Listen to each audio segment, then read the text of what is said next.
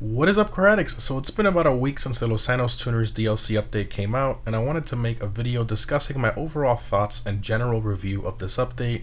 So this is going to be an honest review from many of the hours I've spent testing and experiencing everything in this update so far. So this update obviously introduced the addition of the brand new Los Santos car meet building, which is where you can join the general car meet area, or you can host your own private takeover car meet after reaching reputation level 20. Also, it introduced the test track area where you can test drive an unreleased vehicle and some of the new ones as well. And of course, do many different activities like winning a new car, or do some of the activities in the test track area like the time trials, head-to-head, and more. This area is definitely a lot of fun, and I feel it really added something unique to the game. Now, everything works pretty smoothly if you stick to the normal car meet area and test track. Now, the issues start to arise when you start a private takeover with 30 players. So for those of you who saw my live stream on Saturday, you'll see the frustrations we had going in and out of the test track or the drifting contest I was hosting, with extremely long loading screens, the game kicking players out of the private car meet area, getting them stuck on loading screens as well. It was just a mess, and I feel that Rockstar didn't quite completely quality control test the private takeover car meet situation with the test track and all that. Again, it works smoothly when it's the normal car meet area, but it starts to get glitchy and laggy when you throw in the private takeover car meet into the mix, especially with 30 players. Moving along, let's talk about the auto shop property, which is the new business in game. So this business, as most of us know, involves fixing and customizing customers' cars for a profit, and the profit's only about $30,000 each, which really isn't very good. It might be quote-unquote free money, as some people are stating, because you actually don't have to go get the car. But remember, the initial cost of the property itself still has to come into play here. Now, obviously, a lot of players got the Prime Gaming one for free and all that, but most players that bought this property, they bought them with max upgrades and all that, and they spent around $3 to $4 million, which is a ton of money for this property. So with that in mind, let's say you paid that much money for it, you would need to service over 130 customer cars to get your money back that you invested into that property. So not really that efficient of a business. Now let's get into the second part of the business, which is the exotic exports blacklist.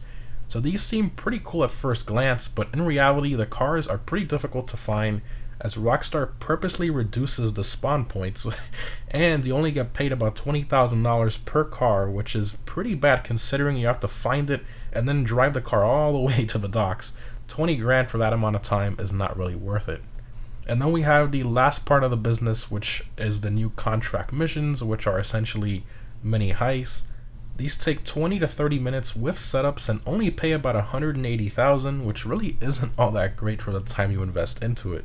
Now granted, it is solo, but Gallo Perico Heist is also solo, and you can make upwards of 1.3 million in about an hour with setups, which is amazing money for your time. So overall, in terms of this business, this new one, I'd say it's more for fun and the experience than it is for actually making money. Next up, we have the cars. I think Rockstar did a fantastic job with the cars in terms of selection, customization, and overall designs.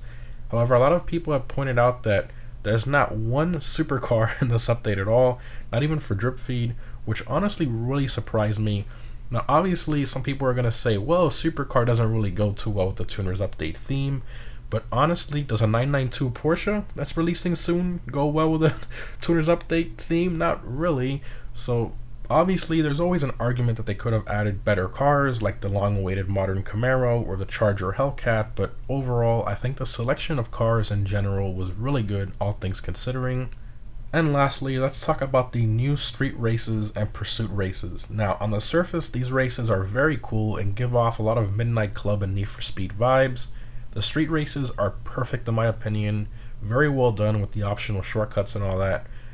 However, when we get to the pursuit races, this is where it becomes a bit of a mess, and you're at the mercy of how good the internet is of the players around you, and how laggy the cops are, and the traffic, how the cops decide to block you, etc. So the biggest issue I've seen is that a lot of times other players' lag affects the spawn and movements of the cops around you in some very strange and unfair ways.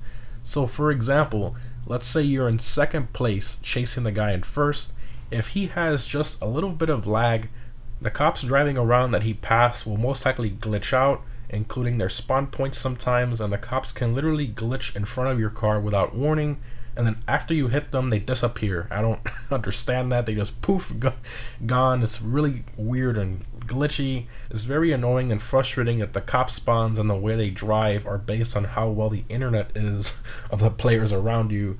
So for most of these races, you want to make sure you stay at the front for as long as you can and as best as you can, or you'll most likely get screwed by a cop that's lagging all over the place.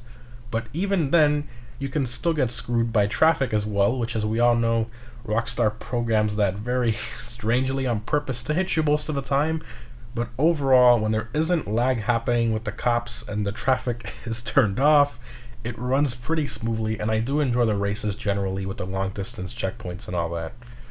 So there you have it. That's my review of the Los Santos Tuners DLC. Obviously, it's not perfect at launch, but I think after a couple more weeks, Rockstar should have all the bugs worked out. Overall, I think this update is a step in the right direction for Rockstar in terms of the theme, while also incorporating those contract missions to give a little bit of something for everyone in this update. Overall, I'd give this update an 8 out of 10, mainly because of the payouts from the new businesses, but other than that, I think they did an amazing job on this update, definitely one of the best ones we've had in a while, and I hope we get to see more like this in the future. Anyways guys, thanks for watching, and I'll see you in the next one.